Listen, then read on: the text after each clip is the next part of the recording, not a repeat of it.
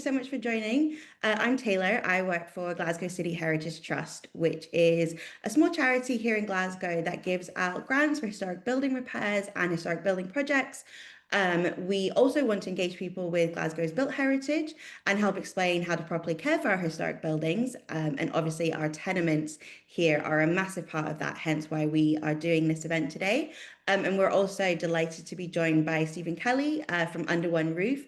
Under One Roof are a great organisation that is actually Scotland's only charity dedicated to providing free and impartial information for tenement owners. So the way today is going to work, we're going to hear first from Stephen from Under One Roof, all about tenement repairs and the work that they do, how to work with factors, other owners, neighbours, all that kind of stuff. And then we'll hear from GCHT's director, Neil Murphy, about the Glasgow specific context with our tenements and why it is so important that we look after our historic tenements. And then at the end, we'll just hear a little bit about GCHT's grant programme and why it is and what the grant program could potentially help you achieve with your building, whether you're eligible, all that good stuff. We are recording this event, so no worries if you need to step out, you need to leave, you will get a recording. Otherwise, if you have any technical difficulties, please just pop those in the chat there. And then if you have any specific questions about tenement maintenance, please do feel free to pop those in the chat. We'll try to answer them as we go along. And then we can also hopefully get to a bit more of a Q&A at the end if we've got time. Other than that, just quick housekeeping, just if you could keep your mic and camera off just to not distract the speakers, that would be great. And then in the chat as well, I've also popped some important links that we'll be mentioning as we go through the presentations, just for you to have them. All right, great. I will now just pass over to Stephen. Thanks, everyone. Thank you, Taylor. A lovely introduction. And hopefully you can all see my slides because we had a wee technical issue earlier on, but it's just a senior moment. But hopefully you can see the slides in front of you. As Taylor said, Under One Roof are Scotland's only charity providing free and impartial information on repairs, maintenance, retrofit. For tenement owners, landlords, private tenants, housing professionals, that could be local authorities, it could be factors, letting agents, anybody who's got a stake in either managing or looking to maintain their tenement property. And at the bottom there, we've got our website, underoneroof.scot. Excellent website. You'll find lots of information there that will be useful to you in trying to manage and maintain your property. So, oh, there we go, back again. See, technical things, right. So, you might be sitting looking at me going, what is he talking about? I don't stay a tenement. Now, fortunately, in the Tenement Scotland Act 2004, they changed the goalposts a bit. And basically, anybody who stays in a building that comprises two or more related flats is affected by the Tenement Scotland Act. So, if you stay in a cottage flat or a four-in a block, and those of us who've worked in housing in the past will recognise those sort of properties, you may well stay in a converted villa. There's lots of them in Glasgow and surrounding areas that used to be owned by tobacco lords, merchant bankers, you name it, and they're now converted into 3 or 4 or 6 flats. So they also are affected by the Tenement Scotland Act, and obviously we've got a lot of multi-storey flats in Glasgow. So anything that's really attached to something else comes under the Tenement Scotland Act. So why are we having this webinar? Well, primarily we get a lot of inquiries on a daily basis. I think we've done over 500 since the turn of the financial year, because there's problems with housing stock. The Scottish Housing Conditions Survey of 2023 identified 2.7 million homes in Scotland, of which, and I don't believe for a second, it's actually 895,000 bang on. I'm sure there must be the odd one going about, but nearly 900,000 of that stock is tenemental property. Now, unfortunately, a lot of those tenements, as it says, in poor condition, as we can just see when we're walking about the streets of Glasgow, looking about, we can see properties that probably need a bit of love and tender care. So the survey identified that over 16% of these properties in tenement, or anything that comes under the Tenement Scotland Act, as I mentioned in the previous slide, of all homes have urgent disrepair to critical elements. Now, the critical elements relate to roofs, walls, windows, external doors. Okay, So over 400,000 could be heading towards 450,000 of all homes of urgent disrepair. However, this conditions survey of 2003 actually identified 694,000, which is nearly 700,000, that fell below tolerable standard. Now, we've all got our own opinion what a house looks like below tolerable standard, but they changed the goalpost slightly when they did the survey and included any property that didn't have a smoke alarm or a carbon monoxide detector as below tolerable standard. Obviously important issues that every property should have, but probably not what we would call a house that looks below tolerable standard, but it's included. So I say the 694,000, an increase of nearly 270,000 from those that needed urgent disrepair. And I say the reason for that is they included houses without smoke alarms or carbon monoxide detectors. The other issue you've got is you've got fallen masonry and other objects falling off buildings, chimney pots, the brickwork that's coming off buildings. Now, fortunately, there's not been any major incidents, but when I spoke to colleagues in Edinburgh shared repairs team, they advised me that at the end of the last financial year, they had over 250 reports of things falling off buildings. Now, the fact that people weren't injured is more luck than judgment, I suspect. And if something does happen, then the claim will be going to the owners of the tenement. Okay, so how do we get into this situation? Now, I'm not blaming all owners, but I say owners failure to tackle repairs. I've highlighted 4 particular areas that might be relevant in this particular situation. Some owners don't know they're responsible for common areas. Some people just buy a flat and go, that's fine. Spent all my hard-earned cash and bought this lovely apartment, 1 bed, 2 bed. I'm going to look after this. And haven't read their titles, I haven't read the real burdens of a title, and don't know that they're responsible for certain areas within the common, close, back, front, up, and the roof. They're unaware that they're responsible for that. If they are aware of it, they maybe don't have the correct knowledge on how to tackle the repairs and how to go about doing it. A big issue that's cropped up since 2016 is the cost of repairs from contractors. And I'm going to say a sweary word here. When Brexit kicked in, supply costs increased. I was going to use a pun and say it went through the roof, but anyway, supply costs have increased. So contractors' costs have increased. Added on to the COVID period in 2020, when contractors were out of business for probably a year and a half, then obviously they have started increasing their prices to make up for the shortfall. So what maybe used to be £50 an hour from a contractor may well be £80 to £100 an hour. So as supply costs have went up and actually contractors' labour charges went up, it means the costs have went up.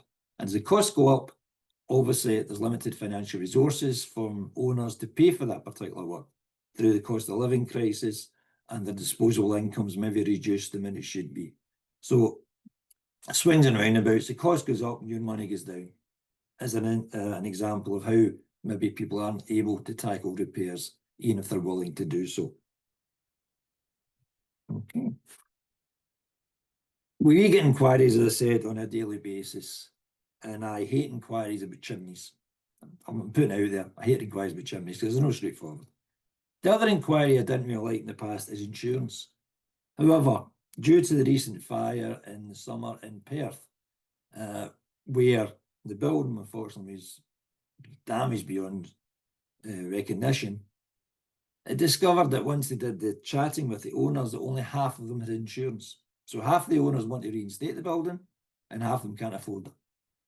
So that's obviously not the hands of the lawyers and the insurance companies, but it's imperative that you have insurance for properties. You're obliged by law, the Tenement Scotland Act 2004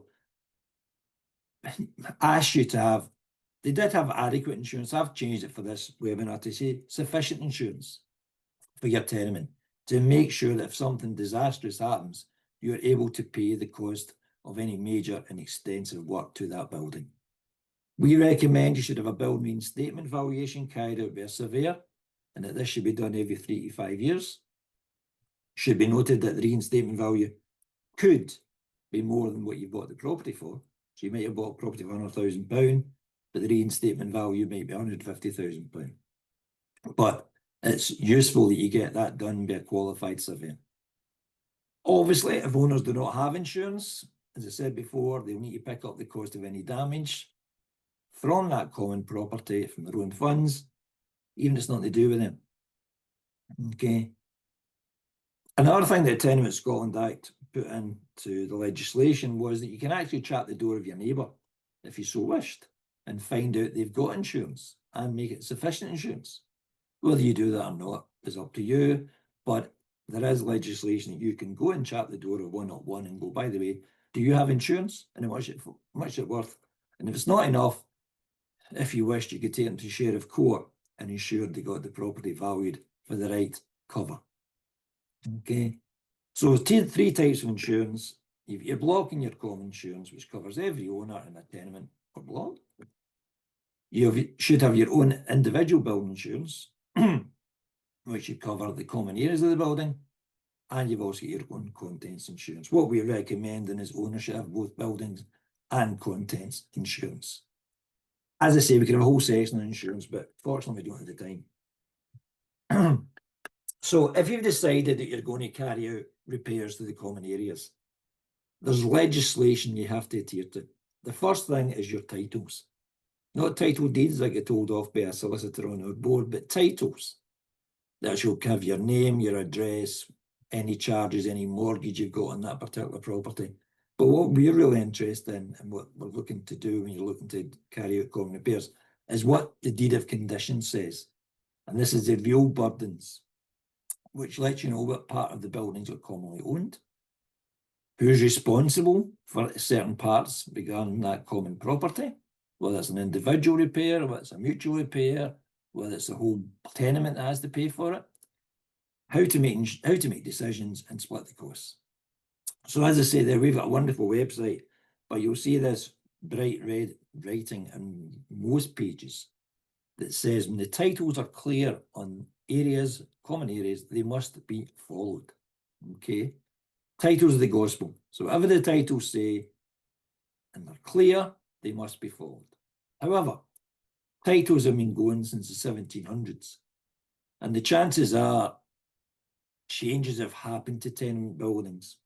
Either a two-bed flat's been converted into two single flats, or a two-bed and a one-bed been converted into a three-bedroom flat, or things have been added on to the building. It could be a door entry system.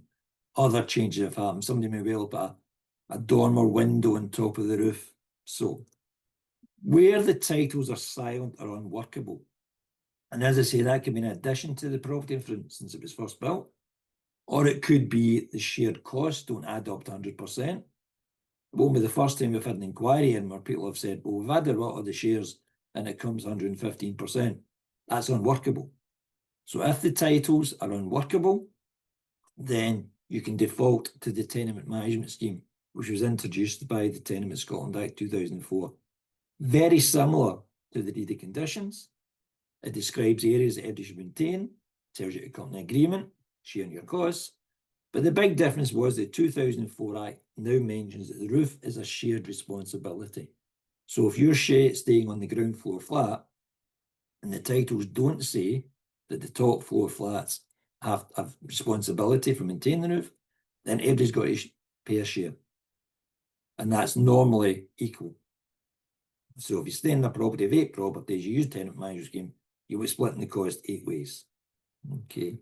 I've also got in this slide the development management scheme. It probably won't be relevant to people attending this webinar, but it's a new set of legislation that was introduced from 2006 onwards for large-scale residential developments and modern blocks of flats. Simple titles, but the deed of conditions are geared towards more modern developments, maybe just the houses, or could be a mixture of houses and flats.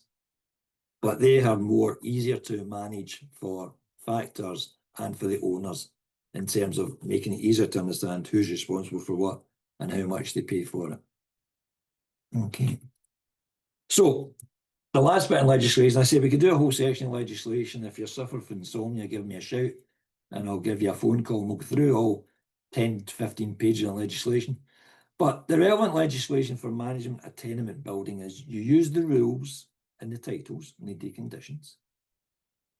If the real burdens are silent or unworkable, you can refer or default to the tenant management scheme. If you stay in a modern development, refer to the development management scheme. However, interestingly, the legislation says you can manage your building under a combination of 1 and 2 if all owners agree. And I'll come on to that in future slides, but basically that means if your titles say the top floor flats are responsible for the roof, but they can't afford it, but the longer it takes to fix that, it's going to be, lead to problems with kinetic disrepair for the building. You can all have a meeting and decide to split it 8 ways if that's what you wish. But it gives you the option to do that if that's what you want to do. There's not going to be legislation police chapping your door saying, by the way, you didn't adhere to the titles. It's your decision, you all the owners, so get together and try and maintain your property. Another one that crops up regularly from our inquiries is mutual repairs. Now, what I've identified here is you get chimneys, drain pipes, closing stairs. There's a drawing on the right-hand side, which isn't very clear, but you may well be able to see a drain pipe going down the front of the building. The drain pipe only serves flats on one part of the building, therefore those 4 flats pay for the repairs, not all 8, okay? The same could happen, you've got enjoyment buildings, you might have a drain pipe going down the front of a building, but it actually serves flats 02, 12, 22, 32, and in their flat, it might be 01, 11, 21, 31. So they would have to share the cost of those particular repairs. So, your mutual repairs, as it says here, check your titles, but generally speaking, you're talking chimneys. And the reason I hate chimneys is chimneys don't always stop at a flat you think they would stop. They might go into the top floor flat and then miss out the second floor flat and get in the first floor flat or get in the ground floor flat. So it's not straightforward. But generally speaking, mutual repairs are only paid for by those who receive or are serviced by that particular thing, be it chimneys, drain pipes. Closing stairs is another issue. You may have main door flats in buildings who don't pay for, say, the door entry system repair unless they've got access to the close. Nothing was ever straightforward in the legislation. The other one we put up here is mixed tenure in commercial properties, and Under One Roof are having a meeting of minds at the moment about mixed tenure properties, about how we're going to update the information on our website. But to keep it simple for this, the purpose of this webinar, we looked at ownership details. So if you're a mixed tenure property and the social housing provider, be that a local authority or the housing association, have the majority ownership and they want to re-roof the property, they will probably go ahead and do it, and they'll then bill the owners to pay their share of the costs. Where there's no majority ownership, and the picture I've got there is a 6-flat tenement property, where you've got 3 owned by the local authority or the RSL and 3 owned by owners, they'll probably still go ahead and do the work, as they'll have the casting vote. However, you may have situations, again, referring to the picture, where you've got 4 owners, 2 owned by the RSL, the owners are the majority. However, the downside to that is you may have possible maintenance issues where the owners don't want to repair the roof or carry out any repairs because they can't afford it or don't want to do it. So, as I say, we're trying to put a more up-to-date, more information on our mixed tenure page, which hopefully will be sorted out within the next couple of weeks, which you can refer to. In terms of commercial properties, and it goes to the same for the ownership, for the mixed tenure, is the first port of call is your titles and your real burdens. As mentioned before, if they're clear in all areas, you adhere to the titles and the real burdens. If there's gaps in the titles, then you go refer to the tenant management schemes I've touched on before. However, where it comes to shops and commercial premises, it won't be the tenant of the property that's responsible for the cost of the repair, it'll be the owner. So you have to trace the owner of the shop, and they're responsible for paying their share of any common repairs. However, based on the fact that shops, well, they were based on rateable value, and this is in the days when shops were busy. So the main street in let's say where I'm, Coatbridge, Main Street, Coatbridge, lots of shops, people used all those local shops, they were making a lot of money, therefore they were expected to pay a bigger percentage of any common repairs. Those days are gone now, so a lot of the shops don't have the money to pay for the share that they should pay. So what owners can do is you can maybe consider a one-off arrangement to reduce the cost. Again, it could be roofing, it could be a fabric issue. You might say, well, you've got to pay 60%. Well, on this occasion, we'll tell you what we'll do. We'll make it you only pay 25%. But that's people got to communicate with each other. If you do that, you could decide whether you want to change the titles. There's complications with that, but you can just do a one-off arrangement to reduce the cost. But if you are doing that, we would always advise you to use proper procedures. I put in a couple of slides now about listed buildings and conservation areas. Straightforward to find out if you stay in a listed building. Check Historic Environment Scotland. If you want to find out if you stay in a conservation area, you can check with local authority, or there's a website there, you can maybe check that. However, it's an offence to alter the character of a listed building without consent. So I put down some examples here, like roof, satellite dishes, clean the paintwork, replace the windows. If you are doing that, the new windows have to be similar in appearance to the old ones. Tree work, internal works, repair materials. Materials to be used to repair are exactly the same, consent may not be required, but you're probably better contacting your local authorities planning department to get the go ahead in that. It does say at the bottom that consent is free, but if you need planning permission, they'll charge you a fee. In terms of conservation areas, I keep trying to get conversation, conservation advice, you've got your local authority, you've got architects and surveyors who might have experience in the type of building you stay in. You might get some financial assistance from trusts, and you may be able to look for special conservation trades. Again, experience of managing those particular properties. Okay. However you're going to do about it, there's a decision-making process in place. Proper procedures, as we called it in a previous slide. First thing you got to do is trace your fellow owners and landlords. So if you're looking for an owner, you can contact Register of Scotland through this website. If you're looking to trace a landlord, you can contact your local authorities, landlord registration team, who may have information on the address they've got for them. Or you can contact Scottish Landlord Register, again via the website, but as Taylor says, you'll get copies of this recording anyway. If you suspect a property is empty, again, you could contact your local authority to see if they know anything about it, if they've got an empty homes officer, or contact Scottish Empty Homes Partnership on the website highlighted. If we're talking about commercial properties, you want to find who owns the shop, you've got the Scottish Assessors Association website there. They may be able to give you details. However, when you're going ahead to carry out repairs, it's imperative you use proper procedures. Okay. The reason for that is the third bullet point. If you don't use proper procedures, and you decide to take the owner to court because they've not paid their share, an owner can appeal against these decisions if procedures have not been followed. So what we recommend is you call a meeting, you advise all your fellow owners what the meeting's about, have an agenda, take minutes, record decisions. Everything must be recorded in writing. The reason for that is if you have to take somebody to court, the court will want to know you've got evidence that you held a meeting, everybody knew what you're talking about, and everybody knew what was happening. Action points were actioned within a particular time scale, so you've got to provide everything in writing. When a decision's been agreed, again, let everybody know what the next course of action is, where you put out to tender, when the tenders are coming back, when you're having the next meeting, whether you're going to go ahead, etc., etc. Everything must be in writing. But I say the reason we do that again, I'll reiterate, any owner can appeal against decisions if proper procedures have not been followed. Okay.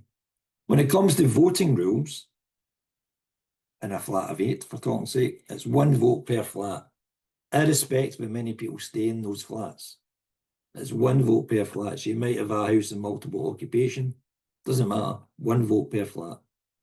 Unless the titles say otherwise, it's a majority decision required. Sometimes titles will say it's 2/3, but generally speaking, you're talking a majority decision, 5 out of 8, 6 out of 8, whatever it is.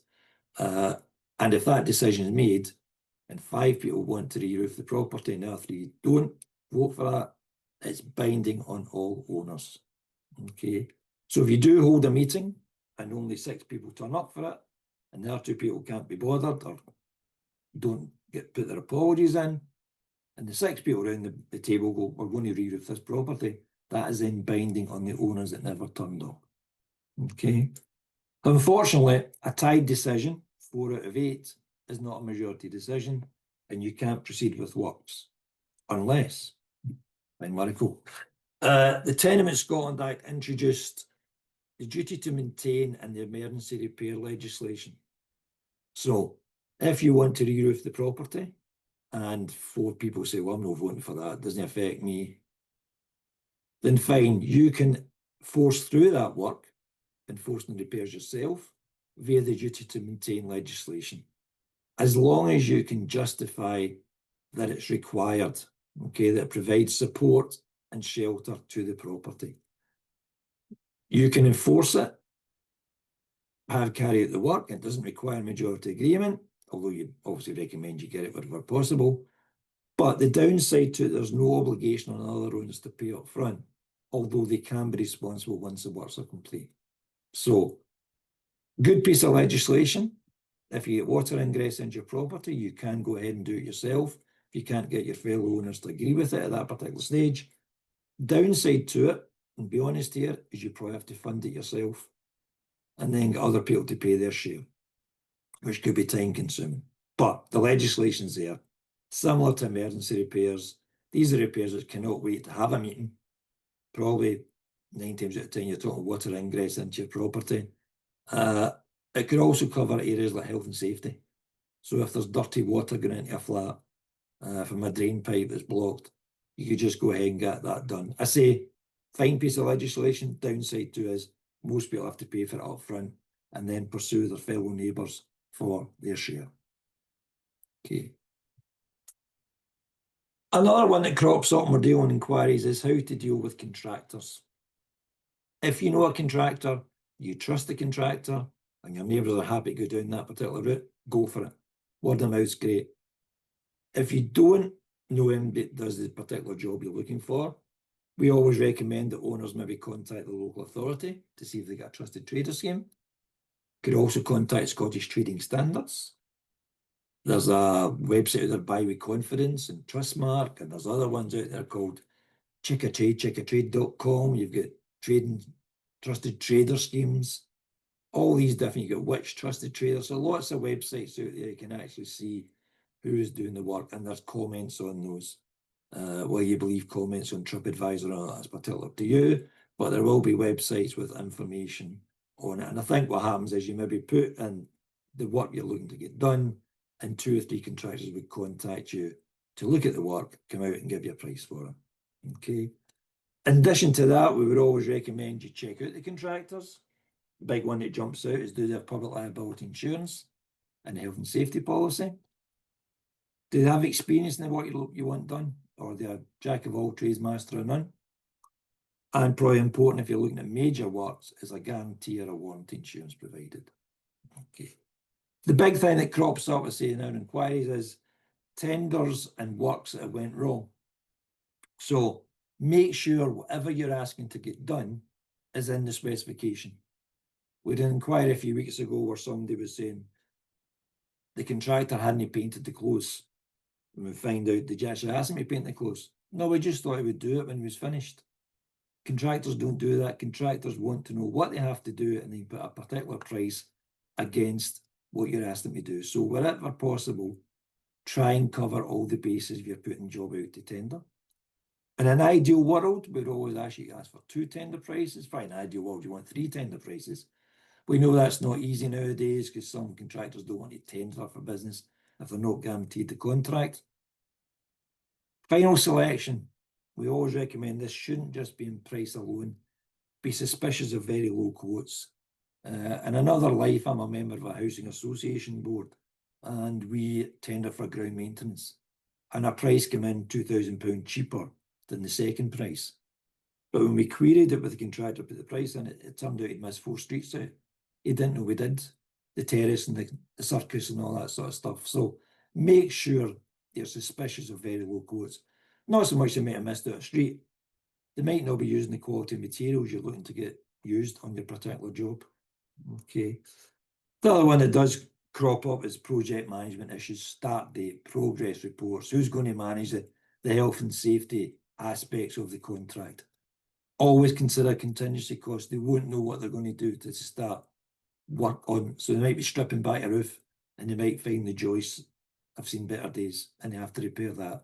So consider putting a wee bit of money inside for contingency costs, and where possible, ask me for a completion date. Maybe put a penalty clause in it as well. Okay. Now, right, paying for repairs. Bottom line is owners are responsible for the repair. They must pay their share. There's no getting out of that. If your titles or your tenement management scheme says you're responsible for paying your 1/8 share or a 1/3 share, then you have to pay your share. Payment options, you can pay them off your own savings, or you consider joining a credit union. You could have to borrow, either commercial loan, or you may have some equity available on your property. If you are doing that, we'd always advise you to take financial advice. You could have a joint maintenance account or building reserve fund, or you can contact your family or friends. You know better whether your family friends will borrow you, that will lend you the money, and you might find out the interest rate will be higher through family or friends, but you'll know your friends better than me. Okay. If they're unable to pay, if somebody says, well, I can't pay my share, advise them to contact Citizen Advice or Money Advice Centre for some financial advice and support. Again, it might seem far-fetched, but again, as a member of the Housing Association Board, we actually got an elderly woman £9,000 back in unpaid benefits because she never bothered applying for it. So there might be people who are maybe a bit proud, I'm not applying for that. But when push comes to shove, they might be entitled to the money. However, there will be those bad apples who just refuse to pay. So your options available to yourselves, you instruct the repair, you pay the contractor, and just invoice the owner.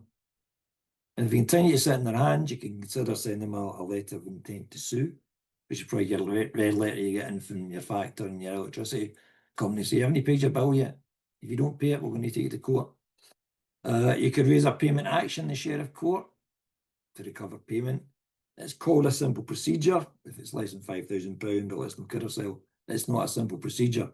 Hence the reason, going back to the thing, you need proper procedures. You need to provide evidence that everybody knew what you were discussing, everybody knew what the decision was, and everybody knew what the share was having to be.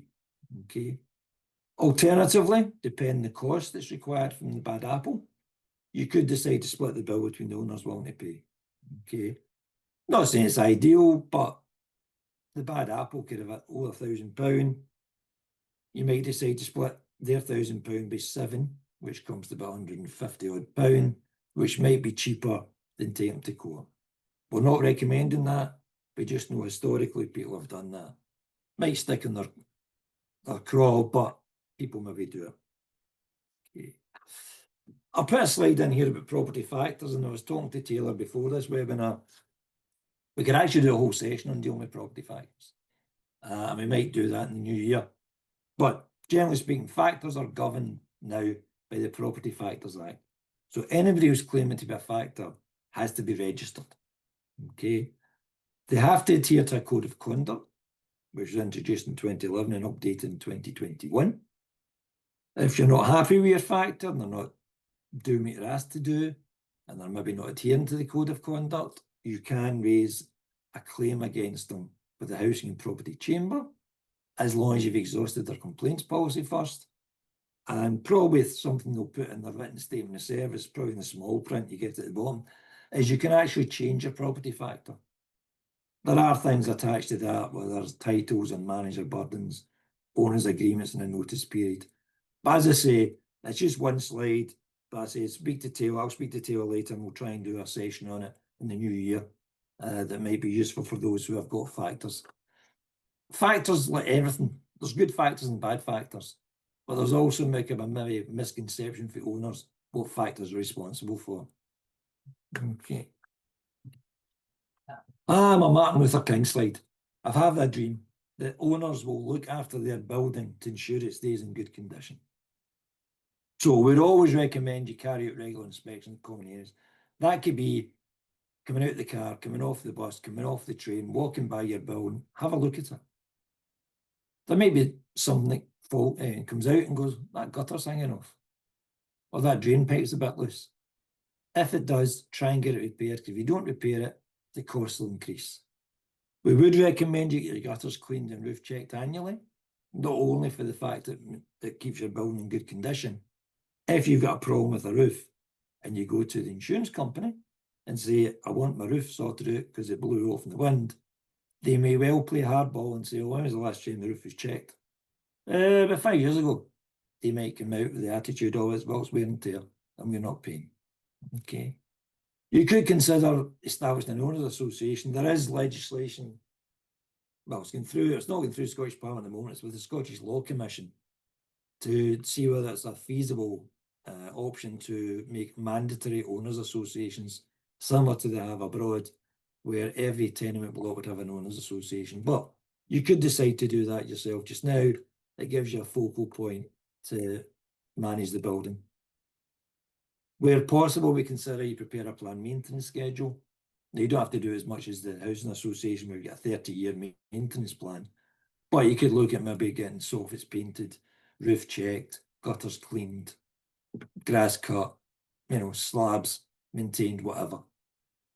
Again, there's a recommendation through the tenement working group that buildings get surveyed every 5 years. We'd recommend you save for future repairs or open a joint maintenance account. Not easy, but the bottom line is if you buy a property in a tenement, unless you're really lucky, you're going to have to pay something for a common repair somewhere down the line. So if you save for a future repair or open a joint maintenance account, it might help offset the shock when you get a bill through your door for thousands. I mean, in 2011 in Republic Island, they put legislation through, probably for newer properties, where they had to put €200 aside every year. Doesn't sound a lot, but if you're maintaining your property properly, then it might offset the shock bill you get through your door.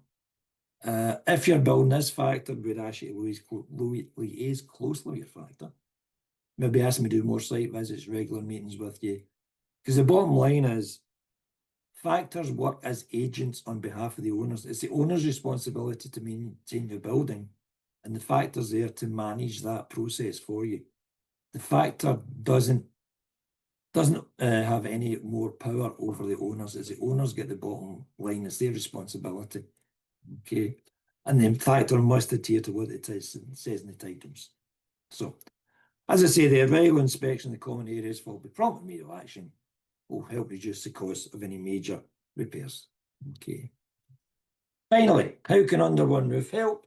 As I say, wonderful website address is there, useful information on all sorts of areas. We've got a repair checker. We've also got an inquiry service. So you go to the front page of our website, top right hand corner, hit the Ask the Expert button. It'll take you through another page. No names, no pack drill. All we ask for is your email address, your local authority, and what your inquiry is about. Send that through to us, myself and Jacqueline, the other education and training officer.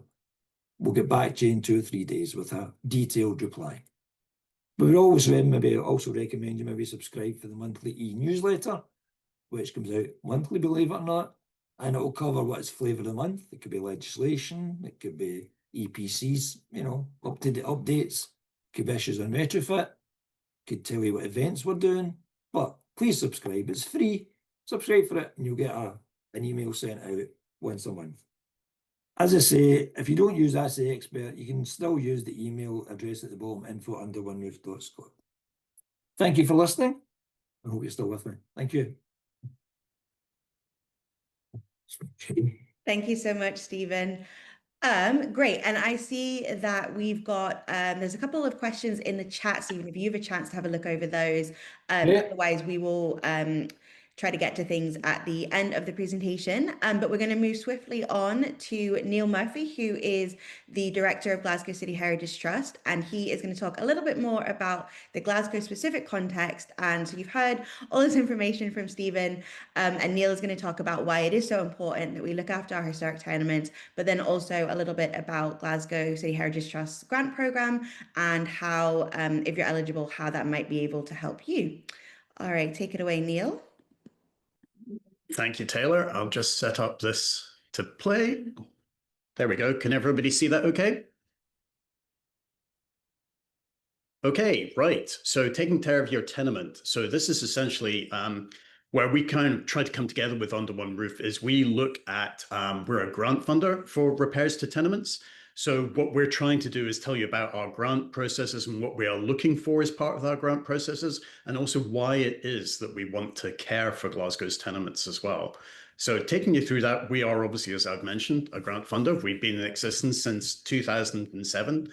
We give roughly about £1 million every year in grants, and that's not necessarily just to building repairs. It's also to what's called intangible heritage, so things like an exhibition or say a publication or a walking trail that somebody wants to put on, you know, all of those other things that kind of encompass our historic environment too.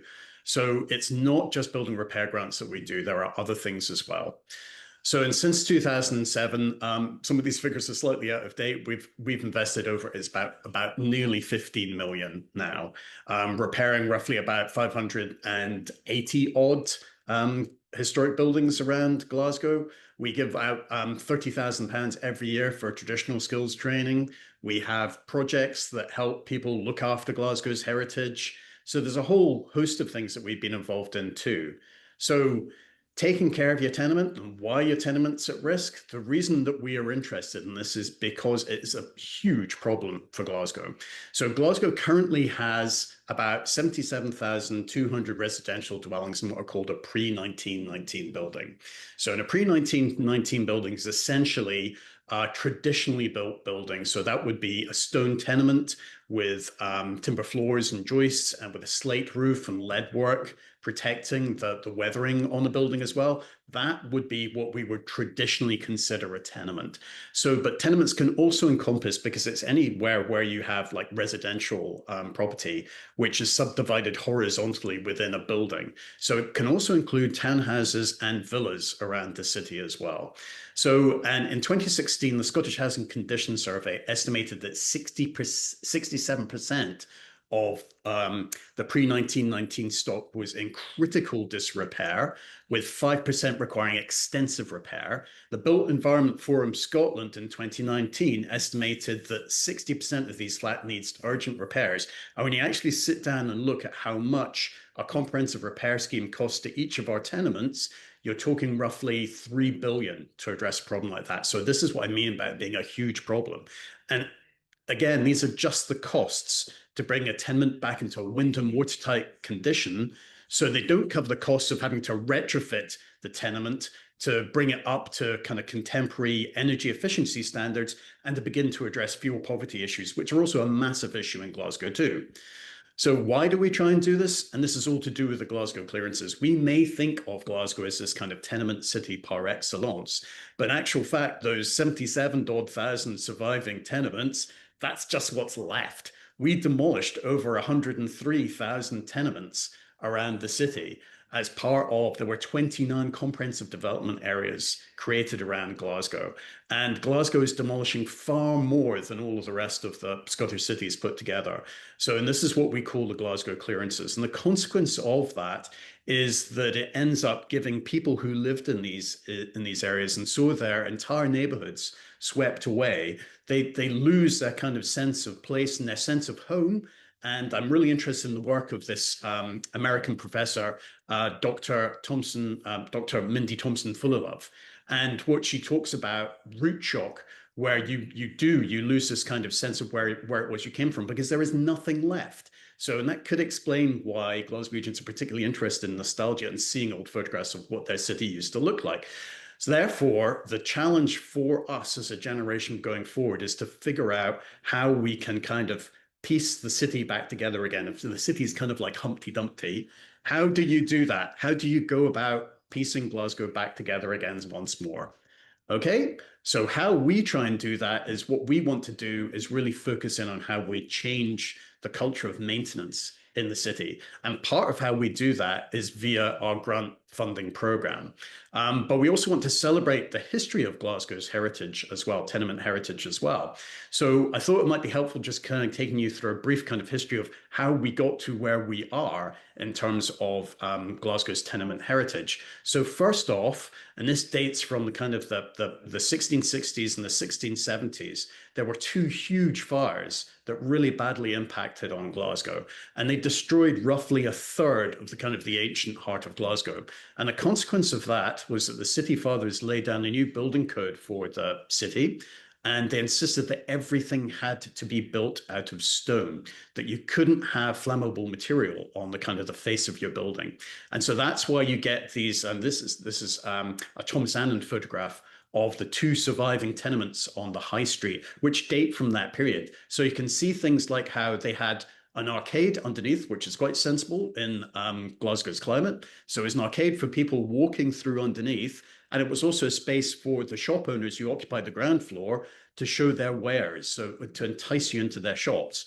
And then above that, the tenements were quite stratified in terms of class as well. So you got the kind of the higher class people living on the first floor. And then as you went up the building, more poor people were living in the attic spaces above the rest of the building.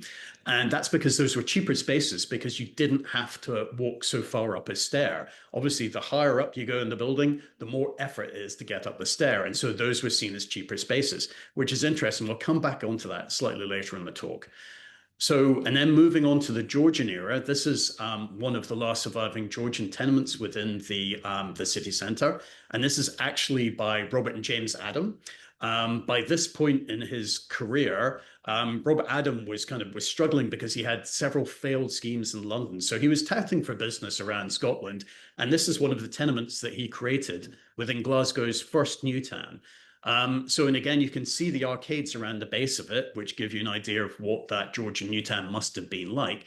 And it was after he died, it was his brother, James Adam, who came out of retirement as a gentleman farmer to finish the building off.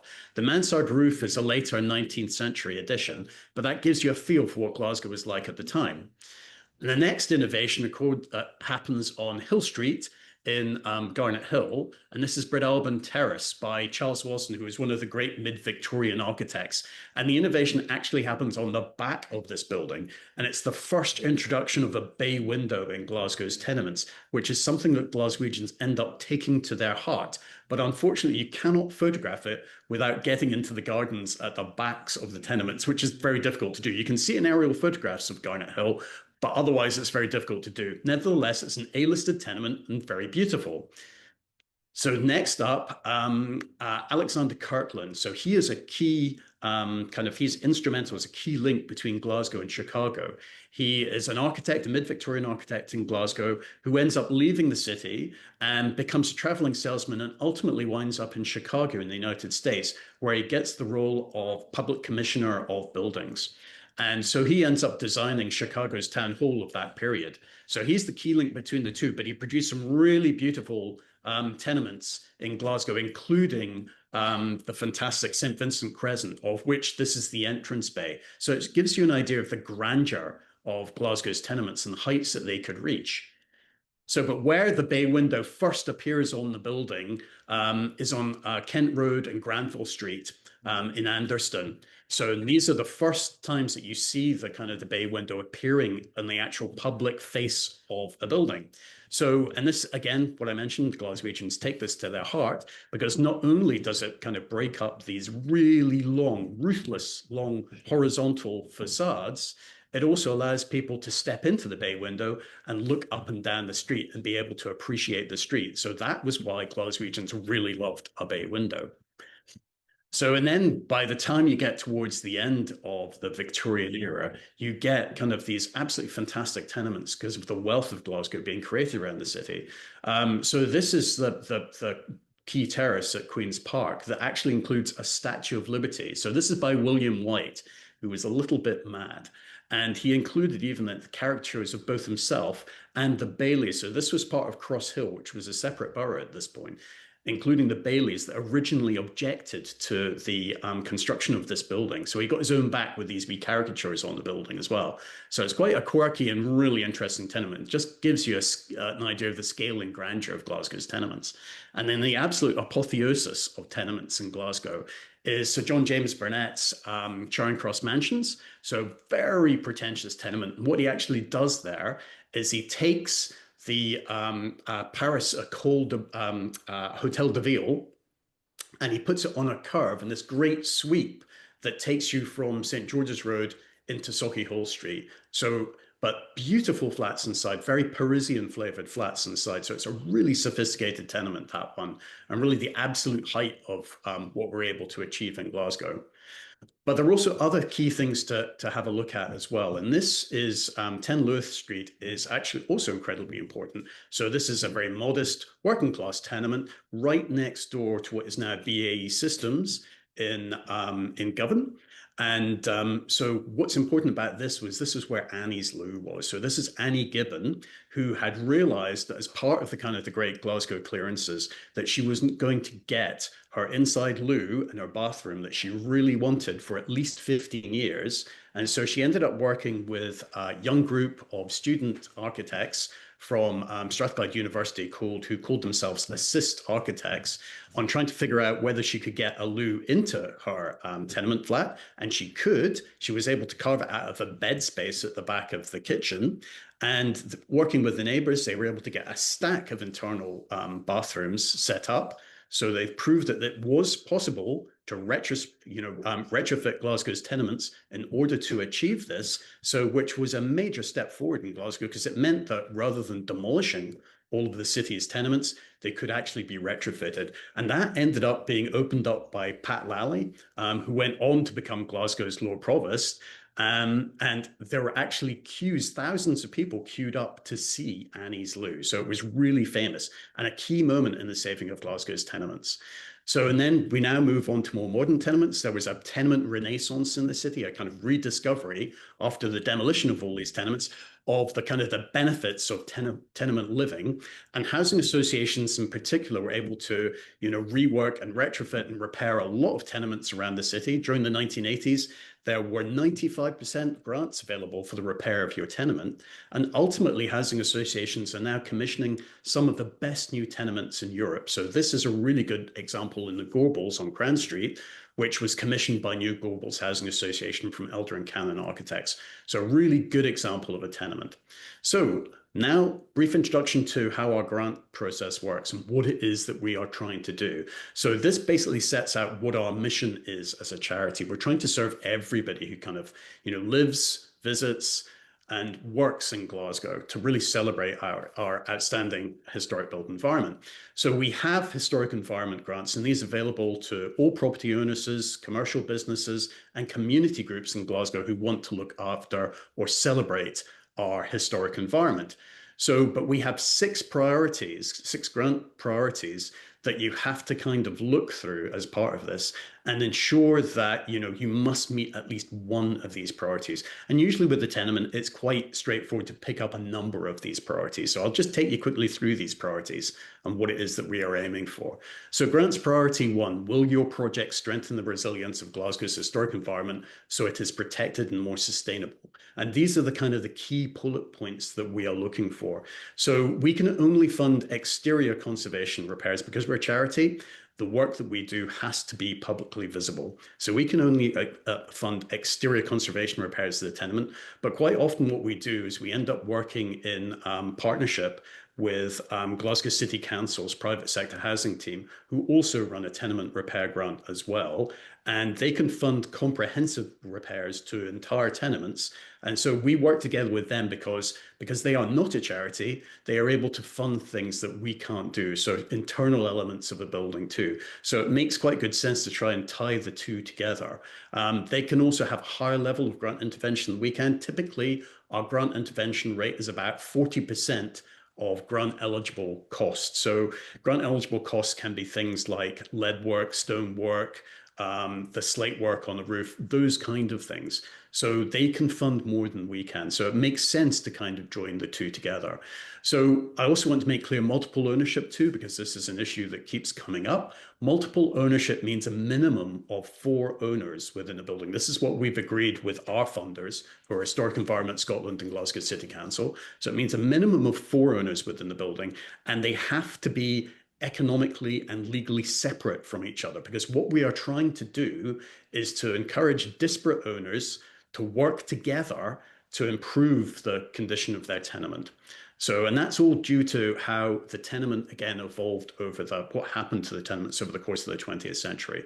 Because what happened was that up until 1909, 1910, tenements had been built as rental properties under single ownership.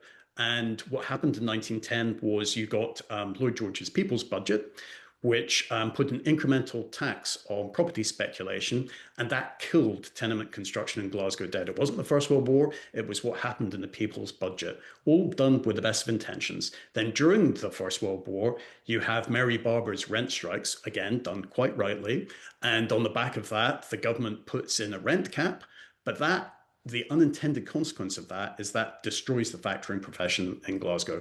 It means that nobody is really investing in the repair of and maintenance of their buildings thereafter. So Glasgow's tenements, which were really well built, weren't actually properly maintained from the First World War all the way up through the Second World War until you get to the 1950s and they really start having problems. And at that point, what happens is the owners of the chickens are coming home to roost, and the owners of these buildings are thinking, I've got this huge repair bill, what am I going to do?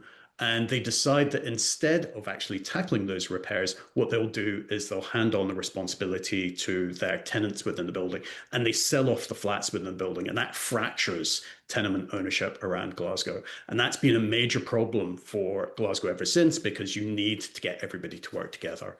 And so that's why we try and really want, we want to work with the owners within the building and build their capacity and use a conservation accredited professional. And that happens with every single one of our building repair grants. You have to involve conservation accredited professional, either an architect or a surveyor, to draw up a repair scheme for the building and then deliver it in conjunction with the owners, and then make sure that it's properly evaluated so we know what has come out of it has been a good thing. So these are the key things that we're looking for from Grants Priority 1. So that is particularly critical for building repairs. So we would want to see at the end of that, and this again is all to do with working well with your neighbours, a production of a conservation management and maintenance plan for the tenement, so that we know that it's going to be looked after better over the kind of the years to follow. And what would, as part of that plan, what we'd be looking for would be like a traffic light system where you have various repairs that you have to do within a certain time. And we will ask that conservation accredited professional to kind of tease out each of these repairs, say when they have to be done, and also try and set aside a budget for them. And that is something that the Scottish Parliament Working Group on Tenement Maintenance is actually looking at. So they want people to come together. And this is something, there's a report that's going to be produced in early 2026 about this. And it's going to be about making owners associations within tenements mandatory. And another thing that they're going to require you to do as part of that is to appoint somebody who is responsible for maintaining the building. So now it can either be a factor or it can be somebody internally, one of the owners within that group, though that is a lot of responsibility to take on. So we will be looking, as part of that, the Scottish Government will also be looking for these kind of things so that people will know what it is they need to budget for in order to better maintain their building and bring it back into a better condition. So that's a key thing that we are looking for. So Grants Priority 2 is, will your project increase the quality and availability of traditional skills to help repair and maintain Glasgow's historic environment? So the lack of traditional skills training around not just Glasgow, but Scotland is a major issue for us. We need people who are going to be able to repair these buildings. Stonemasons, people who know about lead work, roofer work as well. All of these things, these are key traditional skills that we very much want to promote. And so that for us is a key thing. So we would like to see your contractor and consultants work together on a traditional skills event for the building. So we would also like to see opportunities for apprentices as part of that, so that a young person, or not necessarily a young person, but somebody who wants to change career maybe, can learn about traditional skills and then launch themselves into their own career. So, and we also try and encourage people to be able to go up on scaffold tours around the building so that they too can appreciate what it is that needs to be done to better look after these buildings. So will your project use Glasgow's historic environment to help tackle climate change? So this is priority number 3. So again, this is a key issue in Glasgow too. We are acutely conscious of fuel poverty issues in Glasgow. And one of the key fuel poverty issues in the city is that if your drainage goods are not functioning properly, if they are kind of full of detritus or kind of stuff that has landed in them, if they've got plants growing out of them, so they don't have the capacity they should have, a lot of that water will then pour back into the wallhead. If you get a saturated stone wallhead, that will suck energy out of the building. So what you are using to kind of heat your building will all disappear off outside. So again, that is a major issue around Glasgow. So we are acutely conscious of, the need to ensure that gutters are cleared. As part of any project, we'll be looking for a drainage impact assessment to make sure that the drainage goods on your building are future-proofed, and that there is enough capacity within them to handle increased rainfall runoff, particularly big summer storm events, because that's when you don't want water coming back into the city. So we will be interested in ways that you can do that, and how you can, as sympathetically as possible, improve the energy efficiency of your building, and also minimization of construction waste too. So with things like secondhand Scottish slates, those are becoming increasingly rare because Scotland's slate quarries have been closed. So we want to see things like that recycled and used somewhere else, or retained for use on your building. So things like that we are acutely conscious of. Grants priority 4, this is to do with, and this is particularly from our funders, they really want us to focus in on areas that score within the lowest 2 deciles of what's called the Scottish Index of Multiple Deprivation. And that's because Scotland is divided up into a series of data zones, about 6,900 odd data zones. And those are kind of rated from kind of the highest ones in Scotland, where people are very affluent, to the poorest ones. And so we think that the people in those poorest areas are the most difficult to reach, and the people who are going to most struggle with looking after their buildings. So that is a priority for us, as well as making sure that your building falls within a strategic or local development framework area. So that is a priority for the council as well, because those are areas they really want to focus on the regeneration of in order to improve the city. And also, how does your historic building repair create new jobs? Does it create any new jobs? So it may be that there are new jobs while the construction work is happening on site, or if it's a building at risk, say, that is being brought back into use, maybe there are new jobs being created as part of that are going to be able to kind of use that space sustainably thereafter. So grants priority 5. So again, this is all to do with kind of, increasing people's understanding and engagement with Glasgow's historic environment. So it's about, if you've got an interesting story to tell about your building, and this does happen, that sometimes interesting people have lived in a building, tell people about it. If you've got an interesting architect, tell people about it, celebrate the heritage that way. So if you can organize a walking tour of your area that shows off, all that fantastic heritage, try and involve that as part of your project. Those are the kind of outcomes that we would like to see out of any kind of funding. Grants priority 6. Will your project enhance the use of the historic environment for the people of Glasgow by creating a sense of place and encouraging legacy building? So this is more focused on communities, and particularly, if a community wants to take on a building at risk and put that to a community use, that's something that we're really interested in. But it's about celebrating neighborhoods. It's about, getting people to understand why the heritage of their place is important and why we should be protecting it. So that, again, is a key thing for us too. So how we try to help. So here's a wee case study for us. This is one of our favorite tenements. So this is Campbell Gate in Showlands, where the Glad Cafe is in Showlands. And that was working with 38 different owners in the building. And it's an unusual tenement because it may look traditional from the outside, but in fact, it's a concrete tenement. And that's because there was a bakery directly behind it. And so because it didn't have a drying green, because the bakery was literally right next door, it had to be fireproof. So it's concrete construction, but then it's clad in red sandstone to make it look like a traditional tenement. And in some ways, the fact that it was concrete has ended up saving it.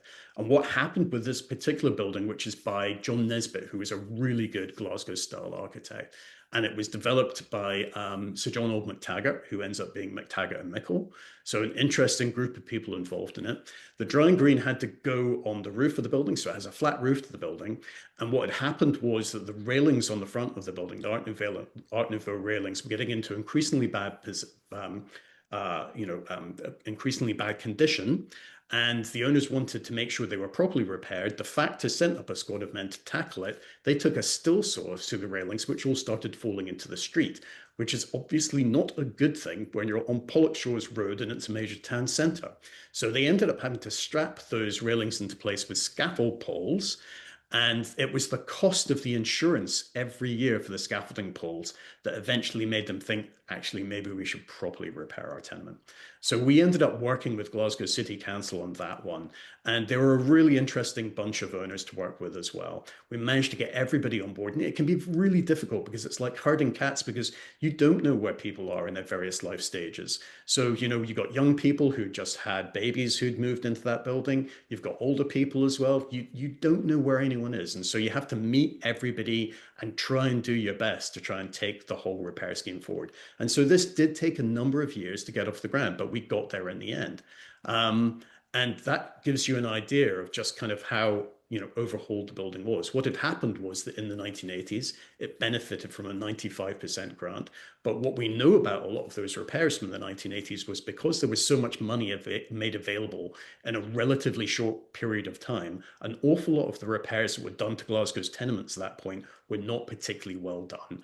And a lot of things like the Victorian cast iron rainwater goods were taken off the buildings and replaced with smaller gauge aluminium rainwater goods or plastic rainwater goods. And that was what happened here. They put in much smaller gauge rectangular aluminium rainwater goods, which could not handle the rainfall coming off the roof. And the consequence of that was you would get waterfalls down the front of the building, both outside and inside the building too. And what I said earlier about it was the fact that it was concrete construction was what ended up saving it. And so things like the two Art Nouveau domes at either end of the building too, they had simply been covered with what's called a GRP, gloss reinforced plastic screed. They were originally copper, so rather than replace the copper, that was all they could afford at the time. So we were able to we couldn't afford copper, but we were able to redo it in lead with a skirt of Westmoreland green slates at the bottom. So it looks really beautiful and handsome. And the consequence of all that was we felt that they'd done such a good job for it. They ended up we nominated them for the Society of Protection of Ancient Buildings first Best Loved Building Award in 2022. And that's a national award around the whole of the UK. And Kevin MacLeod did this on a TV show, and they got down to the last four. Good for them. Unfortunately, they were beaten. It was a public vote, and they were beaten by a barn in Suffolk. Well, I think a tenement in Glasgow is much more interesting than a Suffolk barn, but what do I know? So, do you want to know more? Well, please take one of our eligibility quizzes, or we have dozens of case studies online. So please go and have a look at those, because that shows you how other people have done this. Please also read our guidance notes and submit an inquiry, and then we can see how we can help you. And if you have a look at the QR code as well, that will let you join our mailing list. So let us know how we can help. Thank you very much. Great. Thank you so much, Neil. I know we are a little bit over time, so obviously, as I said at the beginning, please don't hesitate if you need to leave. You can head on out. We'll be sending the recording over. It looks as though, Stephen, thank you so much. You've done a great job of answering all the questions there. So I think we've actually had all the questions answered in the chat. So if anyone does have any questions about Neil's presentation, feel free to drop them in now. Otherwise, it looks like we've had them all answered, which is great. Again, thank you so much, Stephen. And as he said, if you do have sort of more intricate questions, you can feel free to email their Ask an Expert service. They're really helpful and can get back to you. Obviously, we understand that tenement things can be incredibly overwhelming. But we hope that this has kind of helped ease people's minds a little bit and explained a little bit more of the intricacies about what's going on.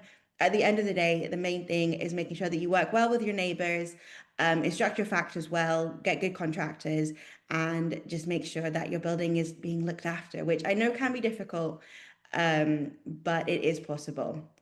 Great. Okay, it looks like everybody, no more questions. Oh, Neil, if you do have a chance, if you could just pop the link in the chat about the link between the Chicago and Glasgow architecture.